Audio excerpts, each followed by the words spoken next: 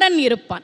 அவனுக்கு பேரே குறிஞ்சி கிழவன் பேரு. குறிஞ்சினா மலையும் மலை சார்ந்த இடமும், கிழவன்னா தலைவன் அர்த்தம்.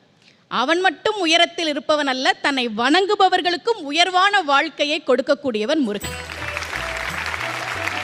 ஏன் அவனை தமிழ் கடவுள்னு சொல்றோம்? இந்த அகரத்துக்கு என்ன சிறப்பு அப்படின்னா, திருவள்ளுவர் சொல்றார், அகர முதல எழுத்தெல்லாம் ஆதி பகவன் முதற்றே உலகு.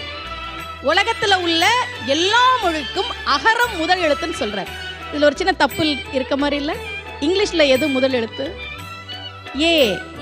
லத்தீன்ல வேற இருக்கலாம், பிரெஞ்சுல வேற இருக்கலாம். ஆனா வள்ளுவர் என்ன சொல்றார்? அகர முதல்ல எழுத்தெல்லாம் ஆதி பகவன் முதற்றே தமிழ் கிடையாது, உலகுங்கிற. என்ன காரணம்னா, நீங்க உலகத்துல எந்த மொழியை எழுதினாலும் 4 முறையில தான் எழுத முடியும். சுழியம், அரைப்பிறை, குறுக்கு கோடு, நேர்கோடு. ஏல 2 நேர்கோடு 1 குறுக்கு கோடு.